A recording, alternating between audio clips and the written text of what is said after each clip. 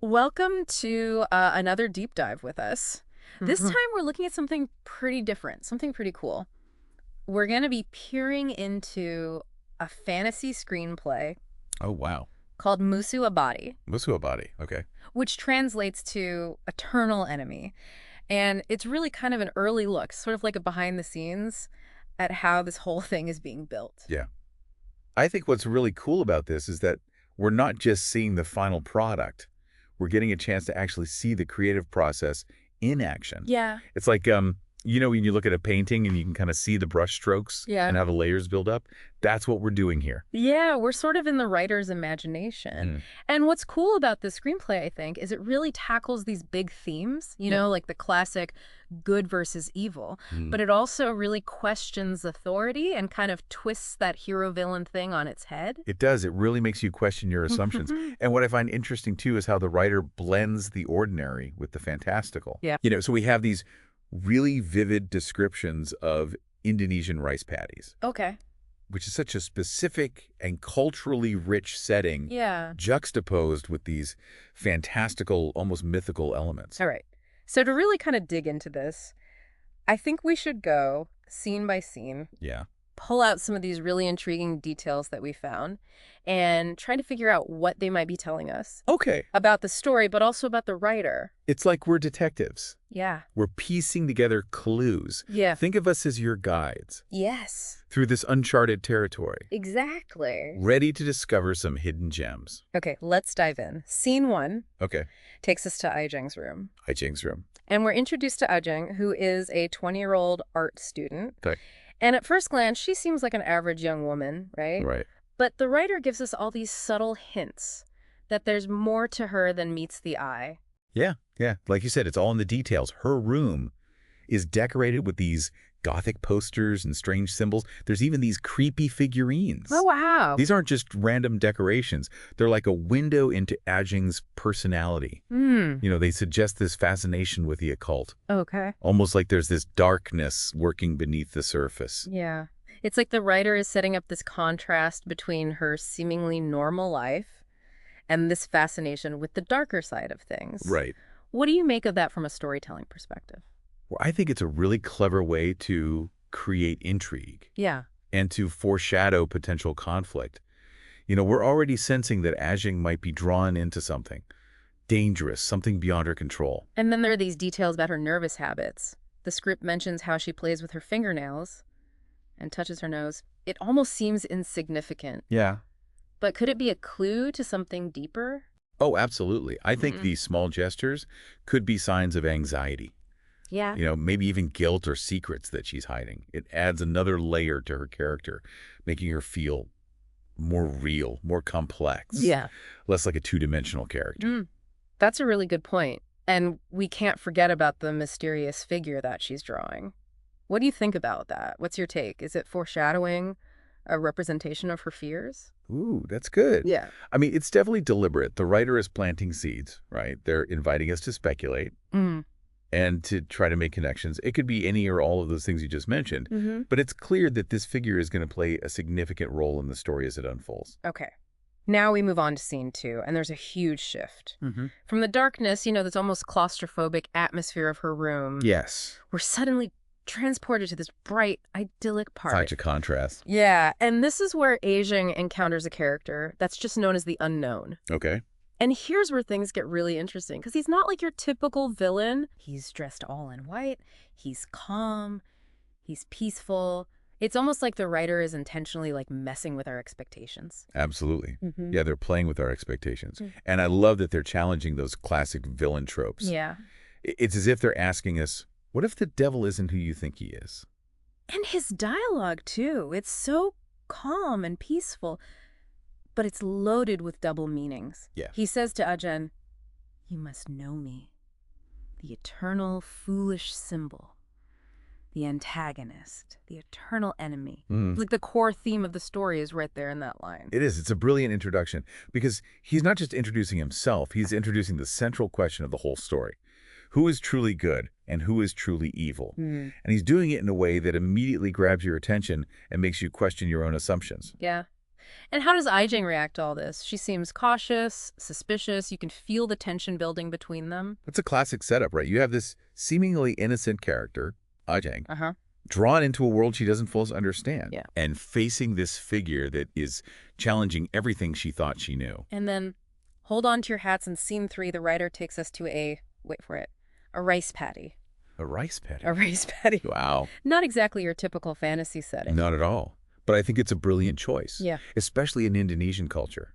The rice paddy is this really powerful symbol of life, sustenance, and interconnectedness. So why bring these two characters to this very specific location? What do you think the writer's trying to achieve here? Well, the rice paddy could represent vulnerability, a sense of being exposed, because it's this vast open space. Right. Very different from the enclosed spaces of Ajing's room Right. or the park. Here, she's completely out in the open. And the power dynamic shifts too, doesn't it? Well, We feel Ajeng's fear much more intensely now, while the unknown seems completely in control. You can almost feel it in that line of his, "This is who I am." it's such a simple statement, but it carries so much weight, doesn't it? It's this declaration of identity, like a refusal to conform to expectations. Right. And then he goes on to explain why he refused to bow, Okay. choosing loyalty to a higher power over obedience to what he saw as an unjust command. This scene really throws those big questions right in our faces about faith and free will, and what is good and evil, really. Yeah. It's almost like the writer is saying, don't just accept what you're told. Think for yourself. Absolutely, yeah, question everything. It certainly gives us a lot to ponder, It does. a lot to think about. It really makes you think about, like obedience and authority. Like, is it always right to follow orders, even if we think they're unjust? Yeah, that's a question that resonates throughout history, It does. doesn't it? And the way that the writer has kind of woven that into this fantasy setting, I think makes it even more compelling. Absolutely. And it also makes us think about the motivations behind our actions. Are we driven by fear of punishment or by, a genuine desire to do what we believe is right? Yeah. This scene really forces us to confront some uncomfortable truths about ourselves, doesn't it? Okay, ready for another shift in setting. Scene 4 takes us to the White Room. The White Room. Yeah, it's stark, sterile, minimalist. What do you think the writer is going for here with this change of scenery? It's interesting. The White Room. It could be a place of judgment, Mm-hmm. like a space where truth is revealed.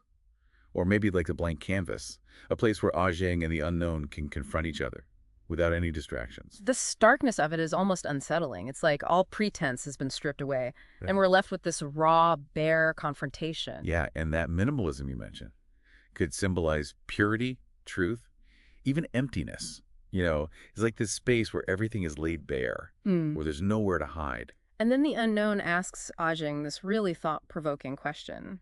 Are you sure the creator is really angry with me? He's making us, the audience, question everything we thought we knew. Right, he's challenging the narrative that's been presented, not just to Ajing, Yeah. but to us as well. It's like he's saying, don't just blindly accept what you've been told. Look deeper. Yeah. Think for yourself. And then he goes on to say, many of them are only serving out of fear or desire for reward. That's a pretty sharp critique, Yeah. wouldn't you say? It is. It makes you wonder about the true nature of devotion, right? Yeah. Like, are we truly acting out of love and a desire to serve something greater than ourselves? Or are we motivated by something else entirely? Okay, so we've gone through all these intense scenes, and now in scene 5, we're back in reality. Or so it seems. Okay. Ajing is going about her everyday life, but she's haunted by this encounter with the unknown. You can feel this sense of unease, right? Like this lingering doubt. She Right. can't just shake off what she's experienced. It changed her. Yeah. And then, boom, she sees the unknown. What? Just on the side of the road, smiling and waving. Is it real? Is it her imagination? It's such an ambiguous ending. It leaves us with so many questions. What's real? What's imagined? Has the line between the two been blurred for her? It's brilliant. The writer doesn't give us any easy answers, right? They're leaving us hanging, forcing us to wrestle with that ambiguity and to draw our own conclusions. That's one of the things I love about these deep dives. You do. They make us think, and they challenge our perspectives. They leave us with that sense of wonder and curiosity. So let's zoom out for a minute and think about this whole screenplay. Why do you think the writer has chosen to portray the unknown this way? He's not your typical villain, is he? He's not. And I think that's the point, isn't it? I think the writer is deliberately challenging our preconceived notions about good and evil Mm-hmm. and forcing us to see things from a different perspective, Mm-hmm. to question everything. And how do you think that impacts the story? That he's not a stereotypical villain. Well, it adds this layer of complexity and nuance Mm-hmm. that you just don't find in traditional hero versus villain stories. Mm-hmm. The unknown becomes much more interesting because he's not easy to categorize. Right. He makes you think. Yeah. Makes you question your own beliefs. Right. And that ambiguity is what makes him so fascinating. It is. We're left wondering about his true nature, you know? What are his motivations? Yeah. We're drawn into his perspective even if we don't agree with him. Right. And by humanizing the antagonist like this, Yeah. it forces us to confront this uncomfortable truth that good and evil are not always as black and white as we'd like to think. Yeah. It's a much more realistic reflection of the world we actually live in, I think. It is. Where things are rarely so simple. And where even the most villainous characters can have some redeeming qualities. Okay, let's talk about Ajing for a bit. How would you describe her role in this story? Is she like a typical hero? No, she's not your typical fearless, larger-than-life hero. She's just an ordinary young woman who's been thrust into this really extraordinary situation. Yeah. And she's scared. She's confused. She's questioning everything she thought she knew. Right, and that makes her much more relatable. It does. Doesn't it? We can see ourselves in her. We can empathize with her struggles. Yeah. And it's interesting, too, that she's an art student. Yeah. What do you think about that? Well, it suggests a connection to creativity, Mm-hmm. imagination, and maybe a different way of seeing the world. Yeah, maybe her artistic sensibility is what makes her more open to the unknown's challenges, even if she doesn't fully agree with them. Yeah, that's an interesting point. Artists are often the ones who push boundaries, Right. who challenge conventions, Yeah. who see the world in new and unexpected ways. The writer has created this really interesting visual world, too. We talked about the contrast between the gothic darkness of Ajang's room and the Blight Park. Then there's the rice paddy, which feels almost spiritual in a way. It does. And then we end up in this stark white room. It's like a visual journey, isn't it? It is, absolutely. The writer's using setting here to create mood and atmosphere, but also to add symbolic meaning, I think. Right. The contrast between these different locations highlights this conflict Mm-hmm. that Ajang is experiencing. Yeah. But it also reflects these larger themes of the story. Light versus darkness, order versus chaos, known versus unknown. And you mentioned earlier the rice paddy being really significant. In Indonesian culture, it's not just a random setting, right? Right, exactly. It's a deliberate choice that adds this whole other layer of meaning to the story. In Indonesian mythology, the rice paddy is often associated with Dewi Sri, Okay. who's this goddess who represents fertility, abundance, and prosperity. So it's not just a physical space, it's also a spiritual one. Yeah. The fact that Ajang and the unknown confront each other there suggests that there's something more going on, right? There is. It could be interpreted as this battleground between opposing forces, a place where the fate of the world is being decided. Or maybe it's a place of transformation for Ajang, Yeah. where she has to confront her fears and anxieties and come out a changed person on the other side. Okay, let's circle back to Ajang again. We see her initial fear and confusion, but do you think she changes over the course of the story? Do you think she grows?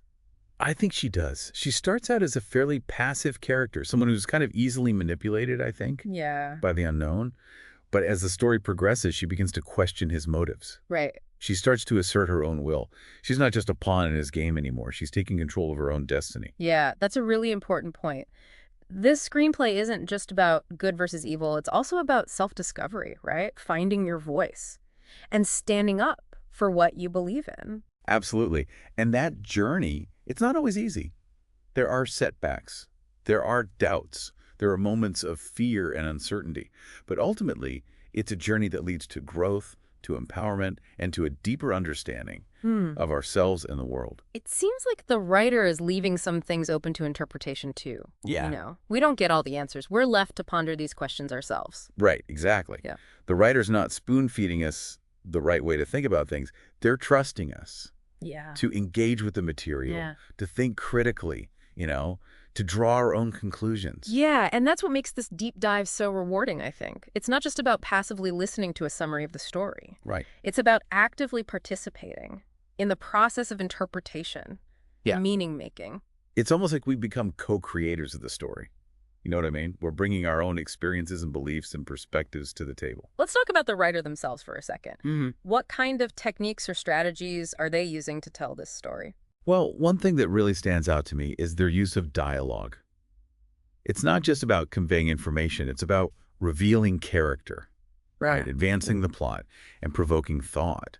You know, the conversations between Ajeng and the unknown are filled with double meanings, these subtle challenges, and just these really thought-provoking questions. Yeah. And the way they use setting Right. to create a mood and atmosphere, that's really effective too. It is. Each location feels very distinct and very purposeful. Yeah. It all contributes to this overall impact of the story. And I think their use of symbolism is worth mentioning too. Oh, yeah. You know, from that Gothic decor. Yeah. In Ajeng's room, to the vastness of the rice paddy, each element feels carefully chosen to convey a deeper meaning. Yeah, it's like we're peeling back the layers. Yes. Uncovering these hidden truths and meanings with each scene. The screenplay seems to be exploring some really big philosophical questions about good and evil and faith and the search for truth. What are your thoughts on how the writer's handling these themes? Well, I think they're doing a really good job of presenting these complex ideas in a way that's engaging and thought-provoking. Yeah. You know, they're not preaching Yeah. or offering easy answers. They're inviting us to grapple with those questions ourselves. Yeah, and the way they've created these morally ambiguous characters forces us to confront our own biases. You know what I mean? We can't just say, oh, the unknown is evil and Ojeng is good. Right. They're both complex individuals. Absolutely. And that's what makes the story so interesting. Yeah. You're constantly being challenged to reevaluate your perceptions, to see things from different angles. Yeah, it's almost like the writer is saying, don't just take my word for it. Think for yourself. Exactly. And that's such a powerful message, especially in today's world, Yeah. you know, where we're constantly being bombarded with information from all sides. Yeah. It's a good reminder that we need to be critical thinkers, We do. to question everything, to be open to new ideas. This has been such a fascinating deep dive. It has. We've learned so much about this story, the writer's craft, and even ourselves. Yeah. Now, before we move on, I want to touch on something that I thought was particularly interesting, something that we haven't really discussed. Oh, okay. I'm intrigued. This screenplay made me think about the power of stories to shape our beliefs. You know that phrase, truth is stranger than fiction? Yeah. But what if fiction can sometimes reveal truths that we might not otherwise see? That's a good point. Stories can make us see the world in new ways. They can challenge our assumptions, you know, and open our minds to different possibilities. Yeah. And even though this is fantasy, it's still raising some really important questions about good and evil and faith and truth. Yeah. And those questions can resonate with us even after we finish reading the story. They do. They linger in our minds. Right. And that's what makes great storytelling so powerful, you know. It can stay with us. Yeah. It can change us. It can even inspire us to act in the world. So if our listener is as captivated by the screenplay as we are, what other deep dives might they enjoy? What themes or topics would you recommend they check out? Well, given that we've been exploring these themes of good versus evil and questioning authority, I think they might enjoy deep dives into stories about misunderstood figures, Yeah. you know, in history or mythology. Oh, yeah. Like maybe a deep dive into Loki, the Norse god. Yeah, Loki's a good one. Or even a historical figure like Joan of Arc. Right, exactly. And they might also enjoy exploring the psychology of belief, you know, looking at how our beliefs are formed, how they're influenced by our culture and society, and how they can be challenged or changed. That's a good one. Maybe a deep dive into Carl Jung, who explored these concepts of archetypes Yeah, and the shadow self, or maybe even looking at the history of religious movements right. and how they've shaped our understanding of good and evil. And considering the screenplay's unique setting, I think they might enjoy deep dives into Indonesian mythology and folklore. Yeah, there's a whole world of stories to explore there. For example, we could do a deep dive into the Barong, The Barong. Oh yeah, the Barong and Rangda. which represent this eternal battle Wow. between good and evil in Balinese culture. Right, the Barong is this lion-like creature that represents good, and Rangda is this demon queen who represents evil. Their struggle is this reminder that good and evil are always present. right? Yeah. Constantly vying for dominance. It kind of ties back to one of the central themes of the screenplay. It does. You know, the idea that these aren't absolute concepts, but rather these forces that are constantly in tension with each other. It is. And it's a good reminder that different cultures have different ways of understanding good and evil. Absolutely. And I think that exploring those different perspectives can be such an enriching experience. Yeah, it really can. So much to unpack here, a lot to think about. There is. And that's what makes this deep dive so exciting. It's not just about this one screenplay. It's about opening up all these new avenues for exploration and discovery. Exactly. It's like we're just scratching the surface. You know? Yeah. There's always something more to learn. Okay, before we wrap up this deep dive, I have one final provocative thought for our listener to ponder. Something that this screenplay made me think about. If the devil isn't always who we think he is, if he can present a compelling argument, if he can make us question our most deeply held beliefs, then how do we discern true good from evil in our own lives? You know, how much are we influenced by fear or the desire for reward? That is a powerful question. And it's one that I think we all need to grapple with, regardless of, our beliefs or backgrounds. Yeah. It's about examining our own motives, Yeah. questioning our assumptions, and being willing to confront those uncomfortable truths that might be lurking beneath the surface. Yeah, it's so easy to just assume we're on the side of good, right? That our beliefs are the right beliefs. And anyone who disagrees with us must be wrong. Right. Or even evil. But the screenplay, I think, is challenging us to look deeper, to consider that maybe things aren't always so black and white. Right. It's a reminder that I think we all have the capacity for both good and evil within us. And that the choices we make, the actions we take, are ultimately what determine which side we embrace. And those choices, I think, are influenced by so many things. Our upbringing, our culture, our experiences, our fears, and our desires. Absolutely. And that's why it's so important to be self-aware, to examine our own motivations and be willing to challenge our own beliefs. Yeah, it's not about having all the answers. Right. It's about being open to the possibility that we might be wrong, that there might be another way of seeing things. Yeah, and that humility, that willingness to question ourselves is essential for growth, I think, both individually and as a society. The screenplay has given us so much to think about. It has. It's challenged our assumptions, broadened our perspectives, left us with some really interesting questions. What are your final thoughts? Well, I think this screenplay is a real testament to the power of storytelling, to make us think, to challenge conventions, and to inspire us to see the world in new ways. Yeah, I think it's a great example of how fantasy can be used Yeah. to explore real-world issues, to engage with these big philosophical questions. It's a reminder that the best stories are not just about entertainment. They're about something more. They're about eliminating the human condition, exploring the complexities of life, and helping us make sense of the world.